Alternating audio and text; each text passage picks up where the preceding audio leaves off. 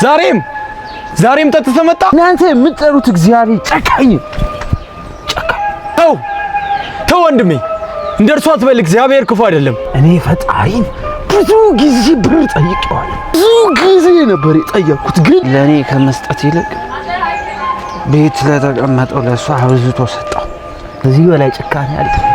ቆይ ለእርሱ ቢሰጠው እርሱ ብሩ ምን ነበር የሚያደርግበት?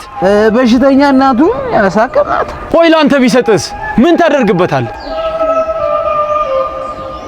አየህ ስራህን እንኳን እግዚአብሔር ፊት ሰው ፊት ለመናገር ታፍርበታለህ። እግዚአብሔር ሳይጠይቁ የሚሰጣቸው እንዳሉ ሁሉ ጠይቀው የሚከለክላቸው አሉ።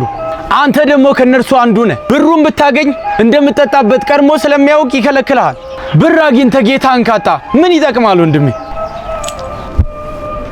አንተ የማታውቀው ብዙ ነገር አለ። እሺ ጌታ ሆይ ሁሉን ቻይ ነህና እናንተ ደካሞች ሸክማችሁ የከበደ ሁሉ ወደ እኔ ኑ እንዳልክ ሁሉ ወደ ቤት ጥራውና አሳርፈው፣ ሸክሙንም አቅልልለት።